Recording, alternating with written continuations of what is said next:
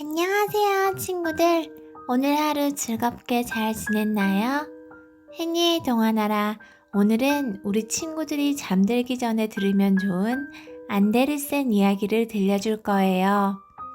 안데르센은 덴마크 출신의 동화 작가로 풍부한 상상력과 아름다운 문장으로 130여 편의 동화를 발표하신 분이세요. 성냥팔이 소녀, 인어공주, 엄지공주, 벌거벗은 임금님 등을 지었으며 동화의 아버지라 불린답니다. 그럼 혜니가 우리 친구들 잠 잘 들 수 있게 안데르센 이야기 들려드릴게요. 외다리 장난감 병정. 우와! 장난감 병정들이다! 소년이 소리쳤어요. 상자 안에는 빨갛고 파란 군복을 입고 똑바로 서 있는 병정 인형들이 줄지어 서 있었거든요. 소녀는 그것을 하나씩 꺼내어 책상 위에 세워놓기 시작했어요.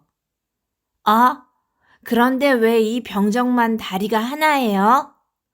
소년이 마지막 병정을 꺼내며 물었어요. 그러자 아버지가 대답했어요. 숟가락을 녹여서 만들었는데 맨 마지막 병정을 만들 때에는 좀 모자랐단다. 소녀는 알겠다는 듯 고개를 끄덕였어요. 사실 다리가 하나뿐이라고 해도 별다른 것은 없었어요. 병정은 다리 하나만으로도 꼿꼿하게 서 있을 수 있었으니까요. 소년의 방에는 장난감 병정 말고도 가지고 놀 만한 것이 참 많았어요. 그 가운데에서도 가장 눈에 띄는 것은 바로 예쁜 성이었어요. 종이로 만들어진 것이었는데 작은 창을 통해서 안을 들여다볼 수도 있었어요. 성의 앞에는 나무로 둘러싸인 호수도 있었어요. 하얀 백조들이 둥둥 떠 있는 파란 호수였죠. 그러나 성에서도 가장 아름답기로 손꼽히는 것이 따로 있었답니다. 무용을 하는 종이 아가씨였어요. 한쪽 다리를 들고 춤을 추는 그 아가씨가 가장 아름다웠죠. 가슴에 꽂고 있는 금으로 된 장미 한 송이는 언제나 눈부시게 반짝거렸어요. 저 아가씨와 결혼했으면 좋겠다. 저 아가씨는 나처럼 다리가 하나뿐이야. 우린 분명히 잘 통할 텐데. 외다리 병정이 중얼거렸어요.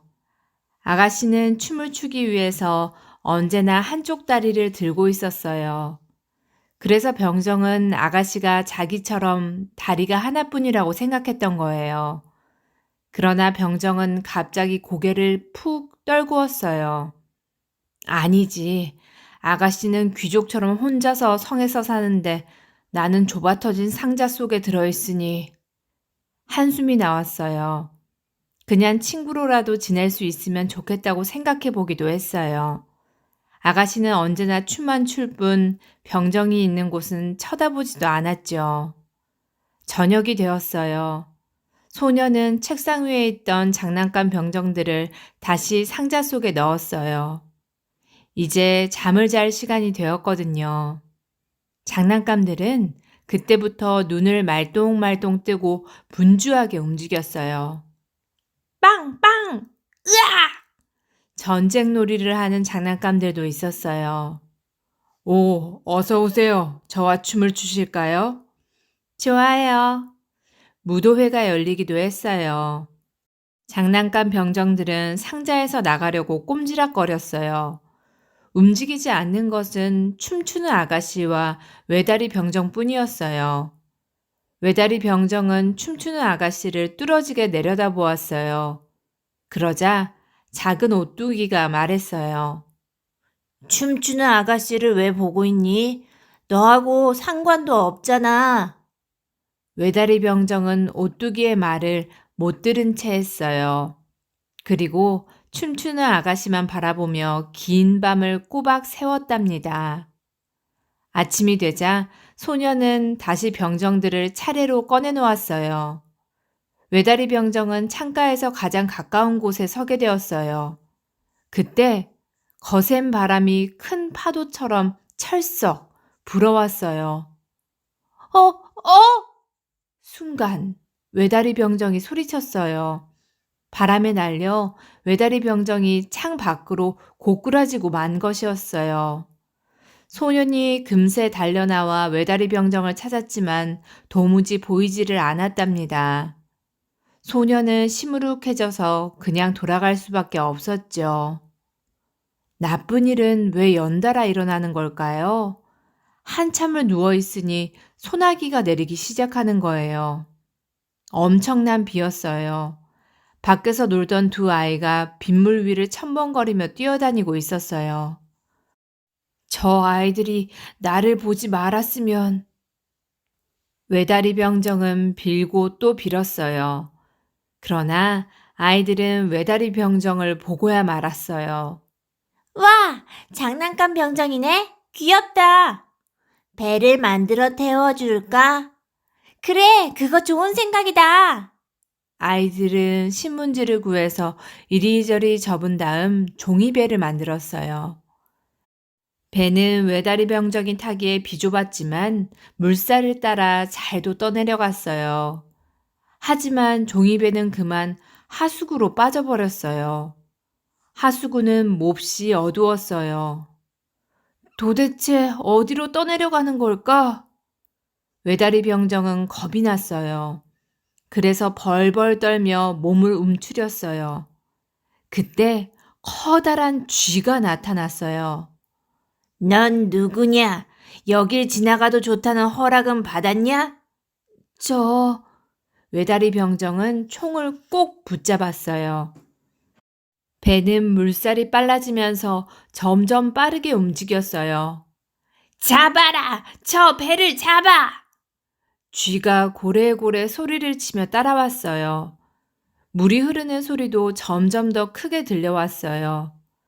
조금만 더 가면 폭포처럼 물이 떨어지는 곳이 나올 게 틀림없었어요. 종이배는 몇 번씩이나 소용돌이에 휘감겼다가 나오기를 되풀이했어요. 그러더니 정말로 엄청난 물이 떨어지는 곳에 이르렀지 뭐예요. 아, 춤추는 아가씨와도 이젠 끝이구나. 외다리 병정은 거꾸로 깊은 물속에 빠지고 말았어요. 정신을 차릴 수가 없었어요. 그러는 사이 커다란 물고기가 외다리 병정을 꿀꺽 삼키고 말았답니다. 여기는 하수구보다 더 어둡잖아. 나는 이제 어떻게 되는 걸까? 하루가 지났는지 이틀이 지났는지도 알 수가 없었어요. 병정은 물고기 뱃속에 가만히 누운 채로 춤추는 아가씨를 생각하고는 했어요. 그러던 어느 날이었어요. 갑자기 환한 불빛이 쏟아져 들어오더니 누군가가 질러대는 큰 소리가 들렸어요. 그는 장난감 병정이다! 라고 소리치고 있었어요. 무슨 일이 일어난 것일까요?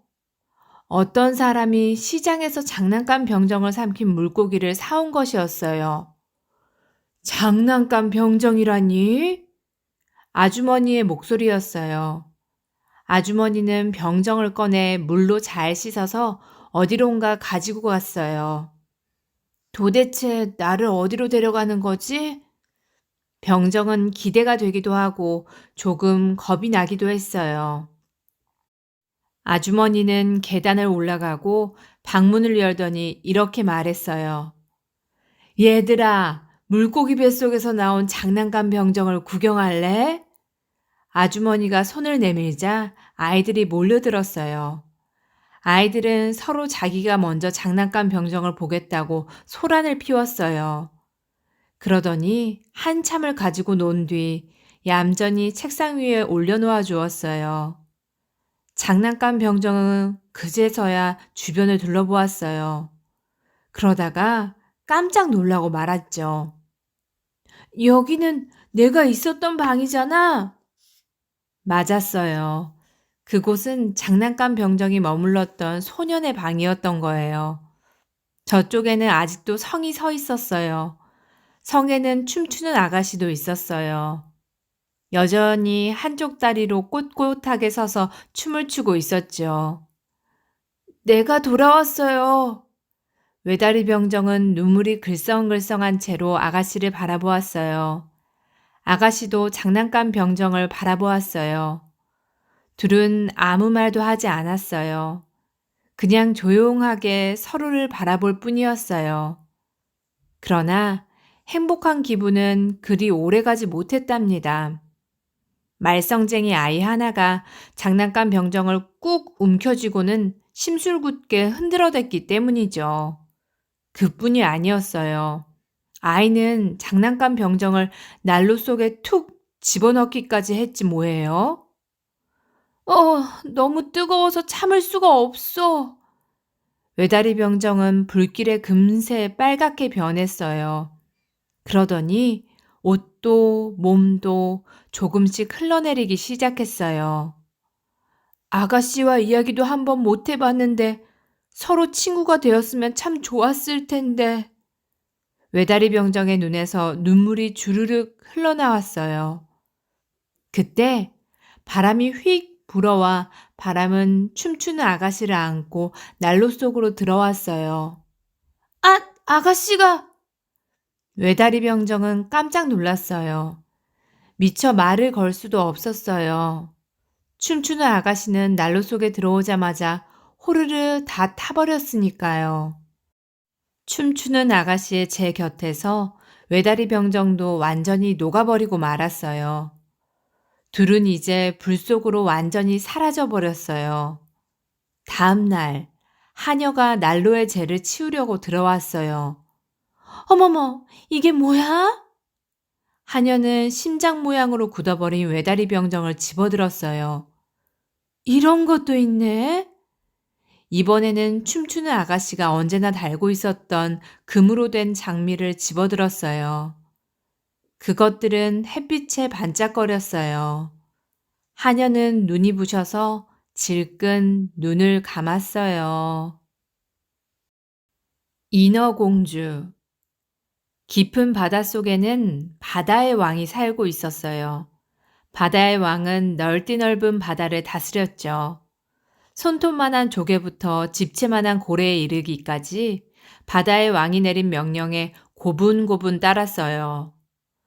바다 위로 올라가는 것은 위험하다. 꼭 15살이 넘어야만 바닷물 위로 얼굴을 내밀 수 있어.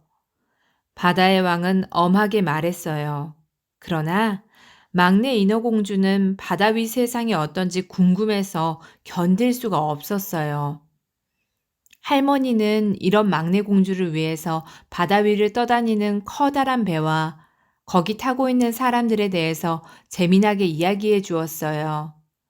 땅 위를 나는 것들은 하나도 빠짐없이 날개를 가지고 있다는 것도, 땅에서 피는 꽃들은 기분이 좋아지는 향기를 가지고 있다는 이야기도 해주었어요. 그게 도대체 뭘까? 막내 공주는 생각하고 또 생각했어요. 향기가 뭔지, 날개를 달고 나는 것이 무엇인지, 그리고 사람들은 어떻게 걷는 것인지 궁금하기 짝이 없었거든요. 정말이지 15살이 될 때까지 기다리는 건 온종일 가만히 누워있는 것보다도 더 힘들 지경이었어요. 드디어 15살이 되는 날, 막내 공주도 바다 위로 올라갈 수 있게 되었어요. 그런데 하필이면 그날 바다에는 엄청난 폭풍이 불었지 뭐예요. 커다란 배 위에서 생일잔치를 하던 왕자가 바닷속으로 휘말려 들어오고 만 거예요. 막내 공주는 쏜살같이 헤엄쳐서 왕자님을 붙잡았어요. 그 순간 사람은 물속에서 살 수 없다는 할머니의 말이 떠올랐어요. 막내 공주는 재빨리 왕자님을 안고 무트로 나가 모래밭 위에 왕자님을 눕혔어요. 누군가 와서 왕자님을 도와줘야 할 텐데. 막내 공주는 바위 뒤에 숨어서 다른 사람이 나타나기를 기다렸어요. 마침 다행히 어떤 아가씨가 산책을 나왔다가 왕자님을 보게 되었어요. 왕자님, 정신 차리세요. 제 말이 들리세요? 아가씨는 어떻게든 왕자를 살리려고 애를 썼어요. 그러자 왕자가 천천히 눈을 떴어요. 나를 살려주었군요, 아가씨. 왕자님은 천천히 일어나 걷기 시작했어요. 아가씨가 왕자님을 꼭 붙잡고 부축했어요. 그들은 아주 느리게 걸었지만 막내 공주의 눈에는 그들이 너무 빠르게 사라지는 것만 같았답니다. 그날 밤 막내 공주는 잠을 잘 수가 없었어요. 왜냐하면 온통 왕자님 생각뿐이기 때문이었어요. 왕자님 곁으로 가고 싶어. 그럴 수만 있다면 무슨 일이든 다 할 거야. 막내 공주는 왕자님 곁으로 갈 방법을 찾으려고 고민하고 또 고민했어요. 그러다 아무도 몰래 마녀를 찾아갔어요. 마녀는 막내 공주를 보자마자 대뜸 이렇게 말했어요. 말도 안 되는 생각일랑 안 하는 게 좋아요. 막내 공주는 깜짝 놀랐어요.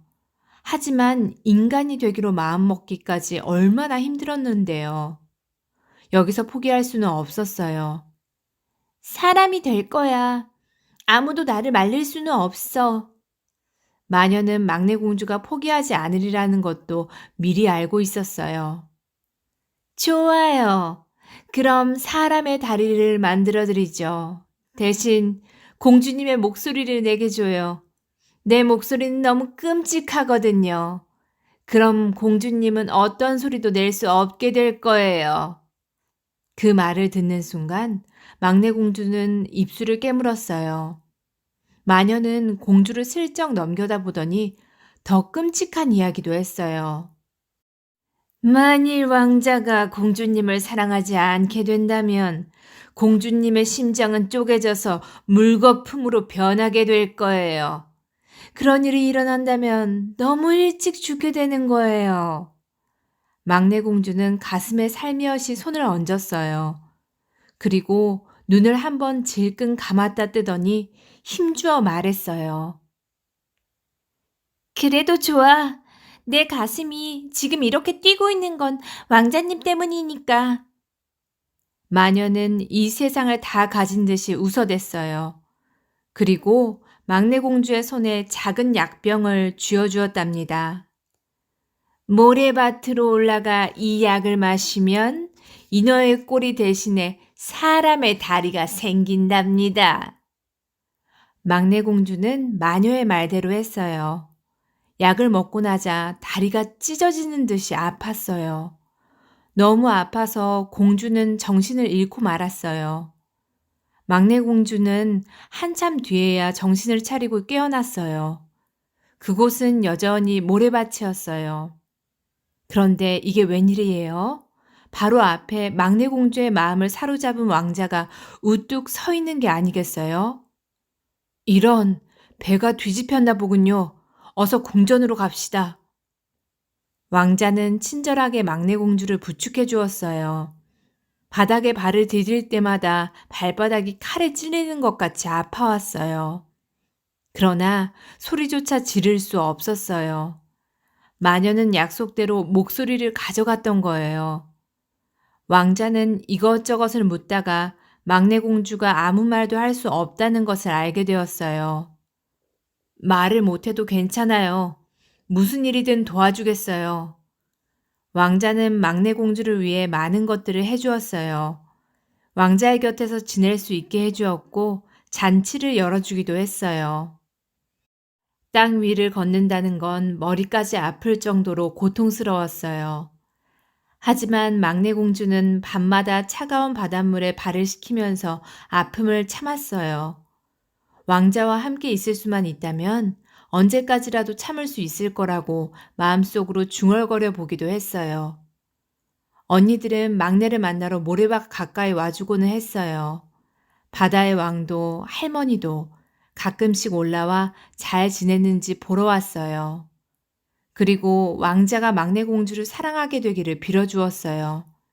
하지만 왕자님은 어느 날 공주에게 엄청난 이야기를 했어요. 이제부터 매일 무도회를 열려고 해.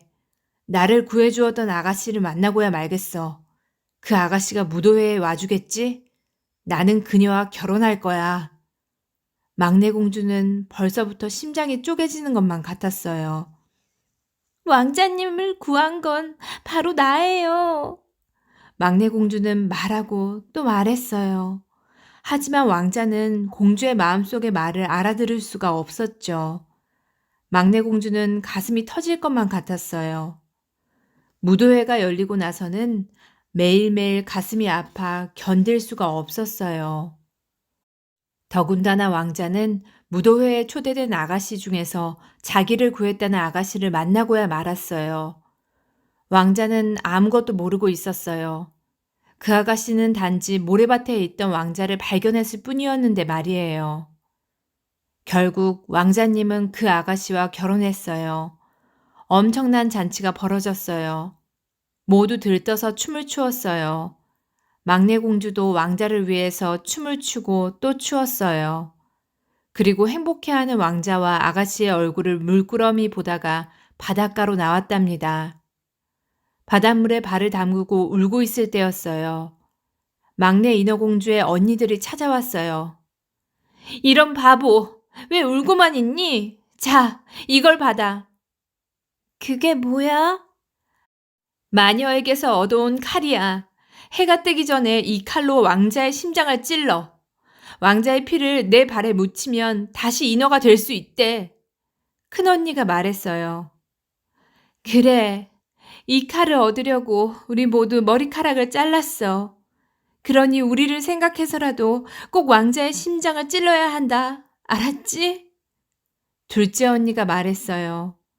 막내 공주는 밤송이처럼 잘린 언니들의 머리칼을 보고 칼을 움켜쥐었어요.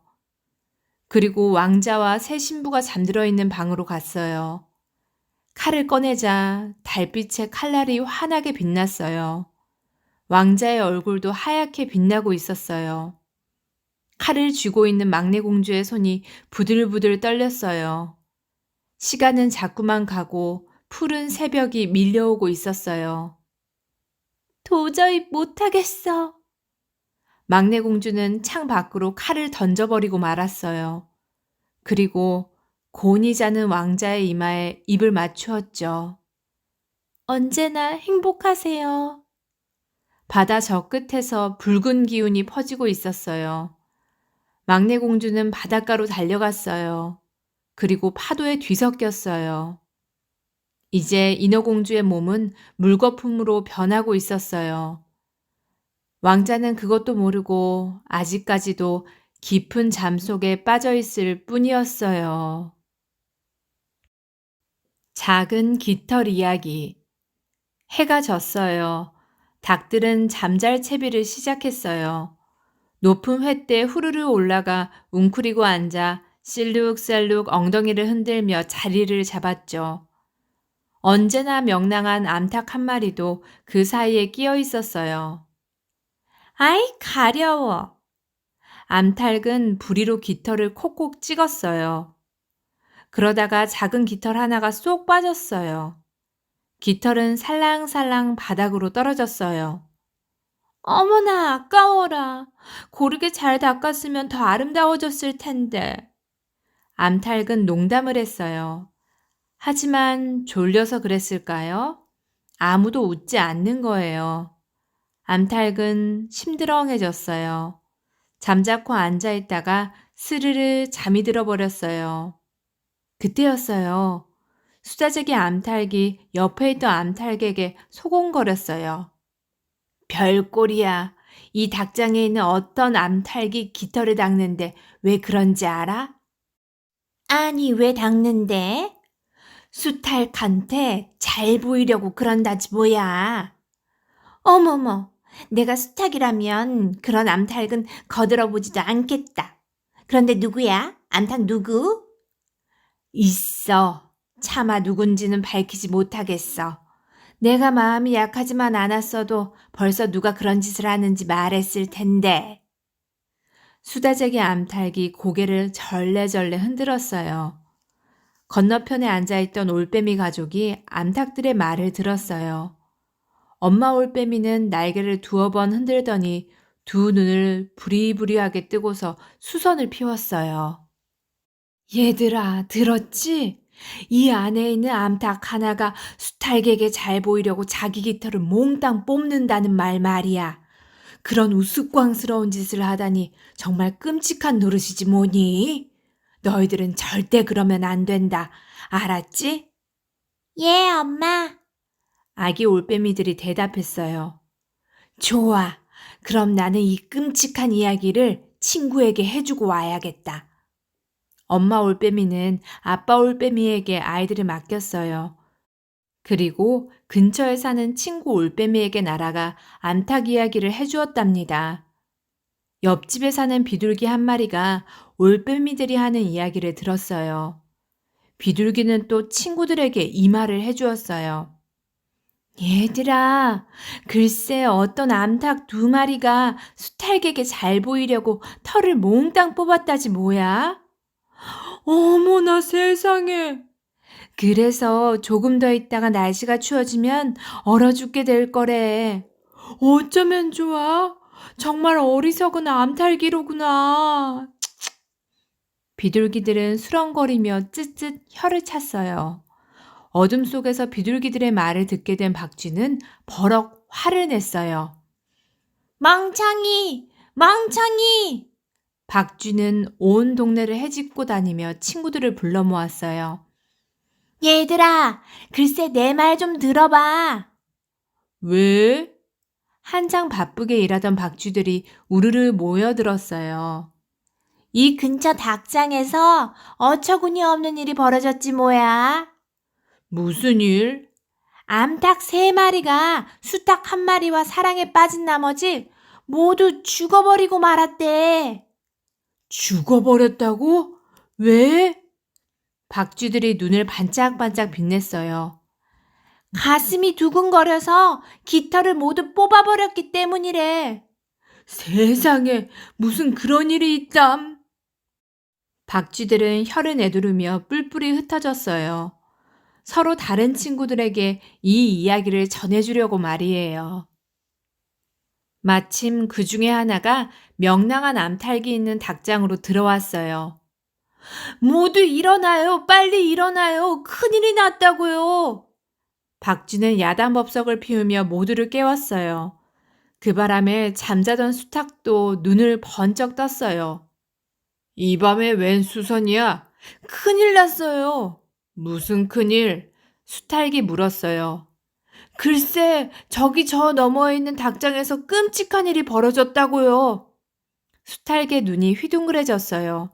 그곳이라면 수탉도 잘 알고 있는 이웃닭들이 살고 있는 곳이었거든요. 무슨 끔찍한 일인데? 어서 말해봐, 어서. 암탉 5마리가 수탉에게 잘 보이려고 털을 몽땅 뽑았대요. 그 암탉들은 수탉을 너무 사랑한 나머지 비쩍 말라 있었다지 뭐예요. 그런 채로 서로 싸우다가 모두 죽어버렸다는 거예요. 그게 정말이야? 그럼요. 누가 이런 끔찍한 이야기를 지어서 하겠어요? 박쥐가 셀쭉해져서는 가는 목소리로 말했어요. 닭장 안에 있던 닭들은 너도 나도 소리를 쳤어요.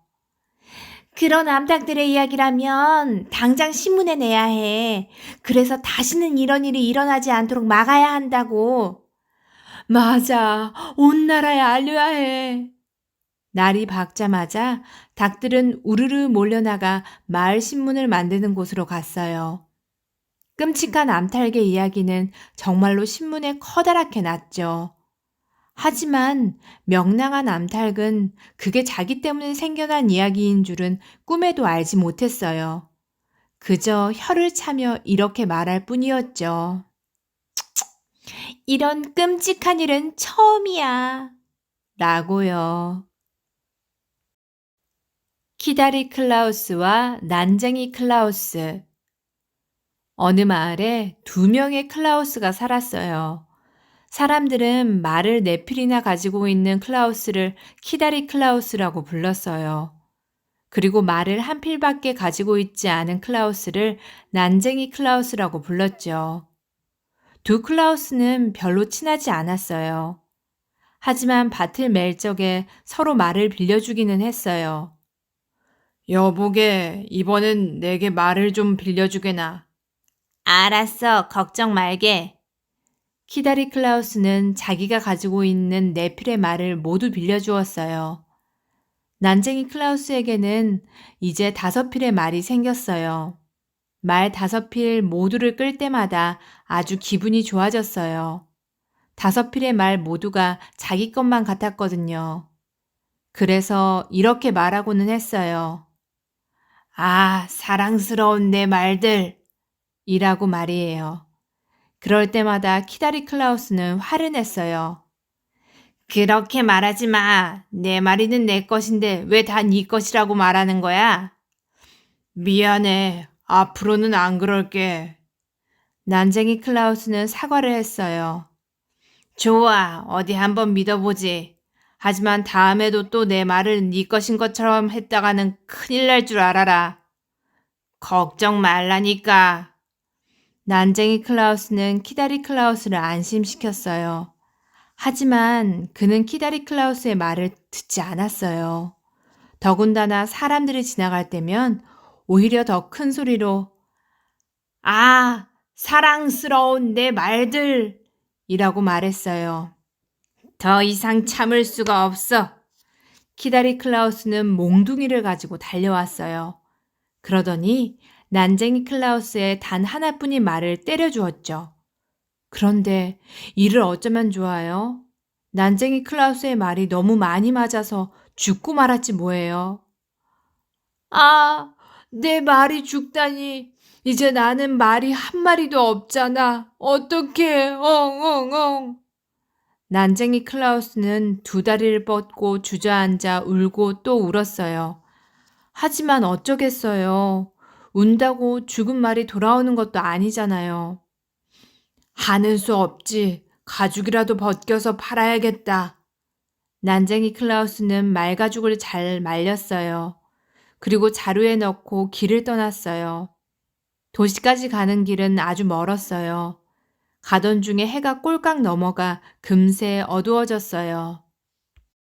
저기 불빛이 보인다. 난쟁이 클라우스는 그 집으로 뛰어갔어요. 그리고 똑똑똑 문을 두드렸어요. 하룻밤만 재워주실 수 없나요? 간곡하게 부탁을 했지만 집안에서 나온 부인은 고개를 저었어요. 그럴 수가 없어요. 손님이 와 계시거든요. 난쟁이 클라우스는 하는 수 없이 물러났어요. 하지만 밤 동안 잘 곳이 필요했죠.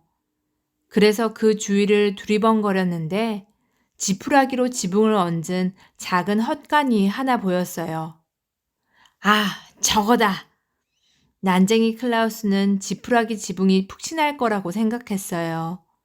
그래서 자루를 잘 메고 지붕 위로 올라갔어요. 그곳에서는 유리창을 통해 불 켜진 부인의 집안이 훤히 들여다보았어요. 손님이 와 있다더니 거짓말은 아니었군. 부인의 말대로 정말 손님이 와 있었죠. 그 마을 성당 관리인이었는데 부인은 그를 위해서 맛있는 음식을 잔뜩 차려주고 있었어요. 그때였어요. 문 열어줘. 부인의 남편이 문을 두드렸어요.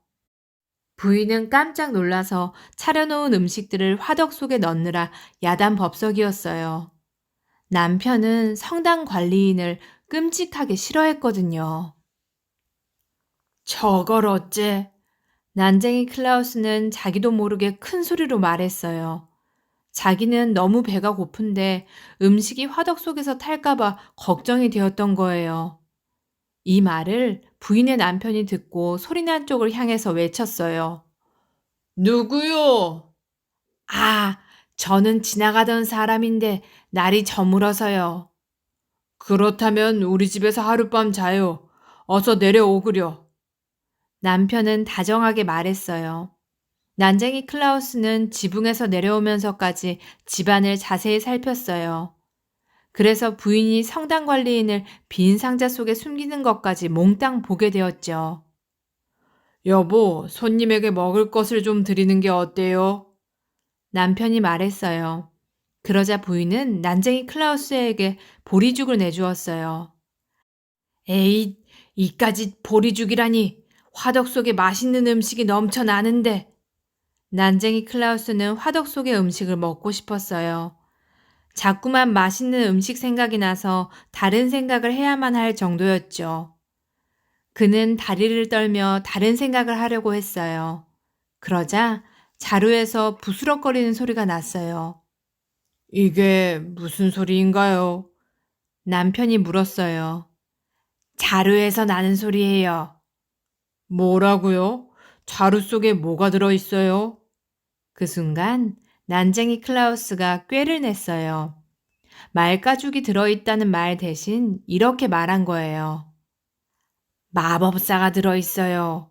자꾸만 저더러 뭐라고 해서 귀찮아 죽겠어요. 남편의 귀가 쫑긋 움직였어요. 그는 바짝 다가와 앉으며 물었어요. 뭐라고 하는데요? 보리죽을 먹으면 안 된대요. 화덕에 우리를 위해 만든 고기와 생선 요리가 들어가 있다고 하지 뭐예요. 정말이요? 그뿐만이 아니에요.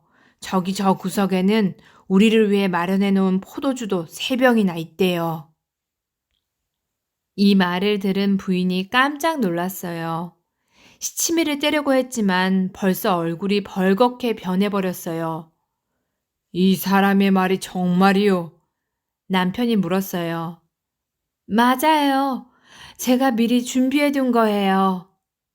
아내는 하는 수 없이 숨겨놓은 음식을 내놓아야만 했어요. 기분이 나빴지만 어쩔 수 없었어요. 일이 이렇게 되자 남편은 자루에 든 마법사가 훨씬 더 궁금해졌어요. 마법사는 악마도 부를 수 있나요? 난쟁이 클라우스는 일부러 자루를 발로 건드리며 소리를 냈어요. 물론이죠. 아이고, 지금 막 마법사가 악마에 대해 이야기하는군요. 세상에, 지금 뭐라고 했는데요? 저 구석의 상자를 열어보래요. 그 안에 악마를 넣어두었으니 뚜껑을 조심해서 열라고 하네요. 참, 악마가 너무 끔찍하게 생겨서 성당 관리인의 모습으로 만들어 놓았대요. 난쟁이 클라우스는 거짓말을 술술술 잘도 했어요. 남편은 그의 말을 듣고서 정말로 구석에 있는 상자 뚜껑을 조금만 열어보았어요. 에그머니나, 정말 이 안에 악마가 있네. 남편은 뒤로 벌렁 넘어졌어요. 그는 정신이 어질어질 하면서도 이런 생각을 했어요. 나에게 마법사가 있다면 어떤 소원이라도 이루어줄 거야. 라고요. 그래서 그는 자꾸만 자루에 든 마법사를 자기에게 팔라고 했답니다. 그럴 순 없습니다. 이게 저에게 얼마나 중요한 물건인지 아세요? 그러니까 이렇게 부탁드리는 게 아니에요. 제발 저에게 파세요. 돈이라면 얼마든지 드리겠어요. 난쟁이 클라우스는 결국 못 이기는 척 많은 돈을 받고서 말가죽이 든 자루를 남편에게 건네주었어요. 남편은 그에게 또 많은 돈을 주며 부탁을 했어요. 악마가 들어있는 상자를 가져가 주세요. 나는 악마가 우리 집에 있는 게 너무 싫어요. 더군다나 성당 관리인을 닮은 악마라니요. 그는 부르르 떨었어요. 좋아요. 그 정도 부탁이라면 들어드리죠. 저는 원체 마음이 약한 사람이랍니다. 난쟁이 클라우스는 남편이 덤으로준 수레 위에 상자와 돈을 싣고 길을 떠났어요. 조금 걷다 보니 물살이 제법 센 강이 하나 보였어요. 그는 다리 위로 올라가 일부러 큰 소리로 말했어요. 상자를 강에 던져버려야겠다. 이거 무거워서 뭔. 난쟁이 클라우스는 상자를 드는 것처럼 살짝 밀어 올렸어요. 그러자 성당 관리인이 소리쳤어요. 안 돼! 제발 나를 꺼내줘! 와, 악마가 아직까지 있었다니 어서 던져버려야지. 난쟁이 클라우스는 잔뜩 겁을 주었어요. 안 돼! 어떤 소원이라도 들어줄 테니 제발 나를 살려줘. 그럼 내게 돈을 많이 줄 테야?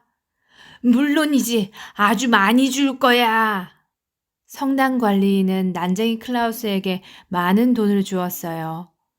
수레는 곧 돈으로 가득 차게 되었죠.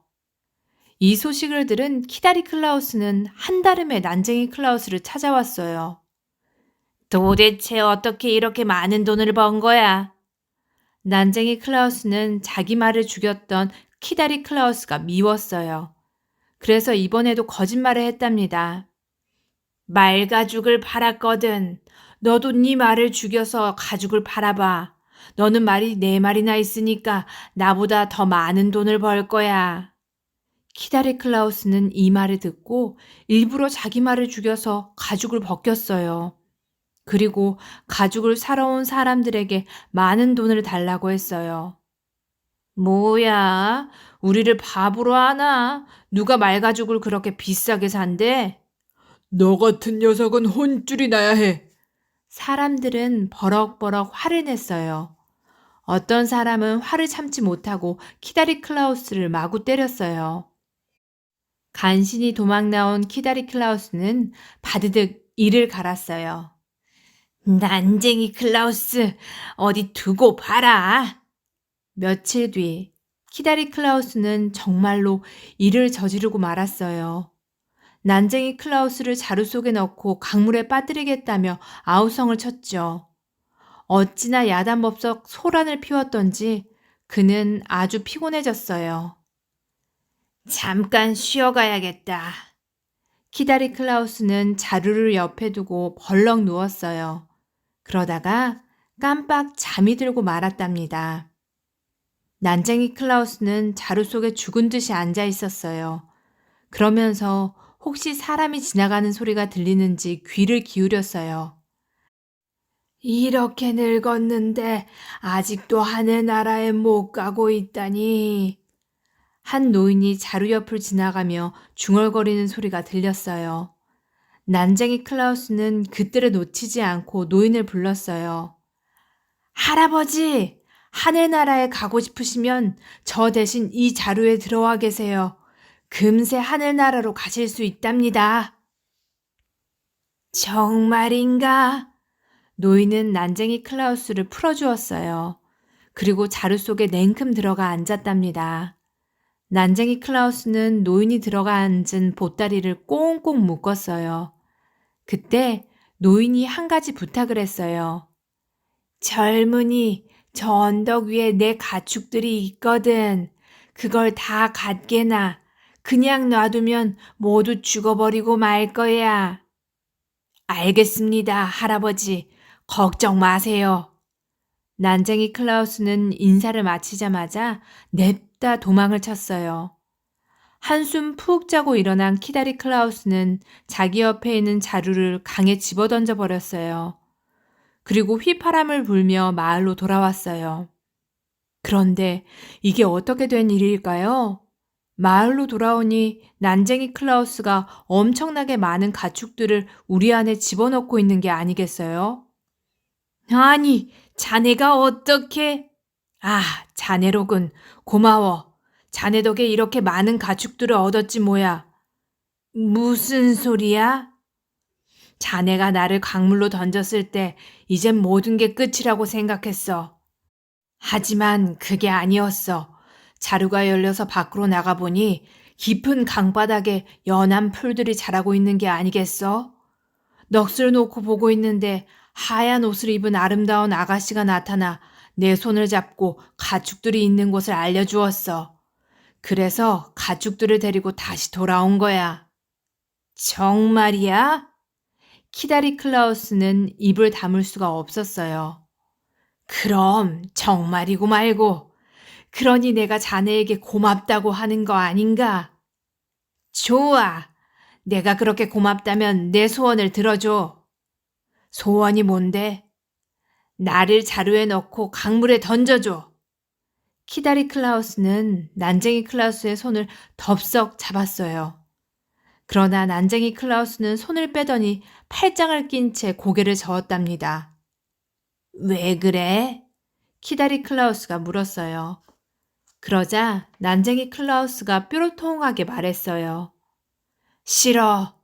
왜? 그럼 자네도 나처럼 부자가 될 게 아니겠나? 키다리 클라우스는 애가 탔어요. 그는 무릎까지 꿇고 애원했어요. 제발 부탁이야. 친구 좋다는 게 뭔가? 난쟁이 클라우스는 잠깐 생각을 하는 듯 했어요. 그러더니 큰 맘을 먹은 사람처럼 또박또박 말했어요. 좋아. 그럼 딱 한 번만이야. 아, 그럼 나도 더 이상은 부탁하지 않을게. 키다리 클라우스는 싱글벙글 웃으며 앞장섰어요. 빈 자루를 빙빙 돌려가며 콧노래도 불렀어요. 강가에 도착했어요. 키다리 클라우스는 스스로 자루 속에 들어갔어요. 그는 머리만 쏙 빼고 말했어요. 정말 고마워, 친구. 그런데 커다란 돌도 하나 넣어주면 어때? 강바닥 깊이 가라앉지 않으면 큰일이잖아. 알았어. 난쟁이 클라우스는 자루 속에 커다란 바위도 함께 넣었어요. 그리고 자루를 있는 힘껏 발로 밀어서 강물 속에 빠뜨렸어요. 자루는 강물 속으로 점점 깊이 가라앉았어요. 난쟁이 클라우스는 아무렇지도 않은 듯이 중얼거리며 집으로 돌아왔어요.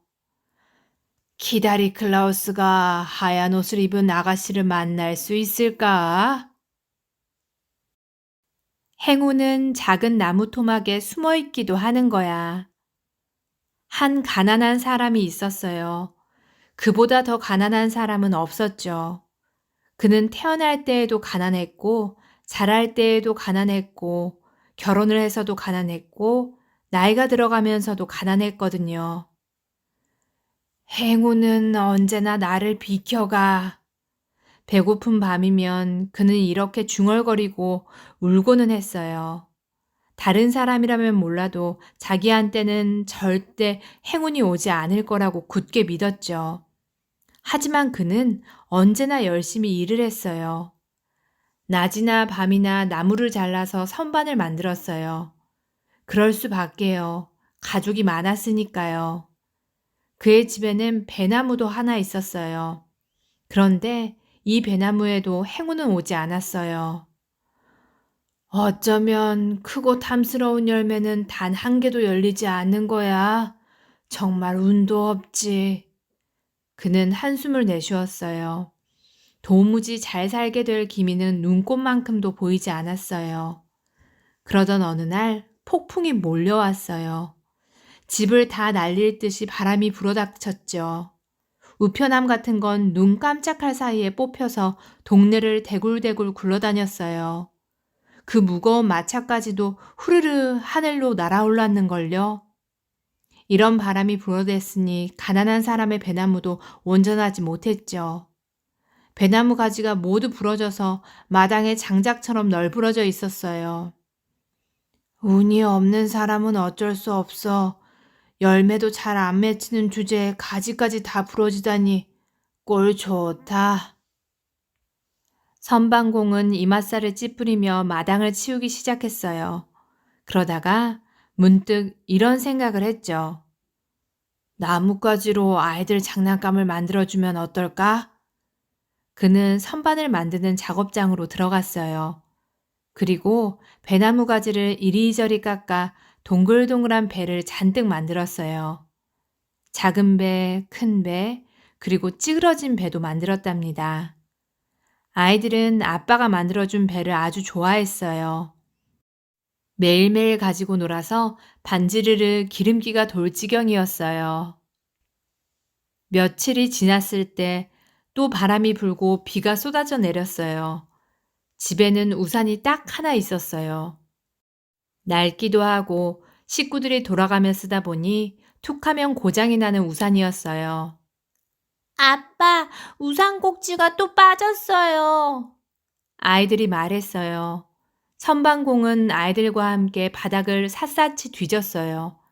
하지만 우산 꼭지를 찾을 수가 없지 뭐예요. 일을 어쩐다.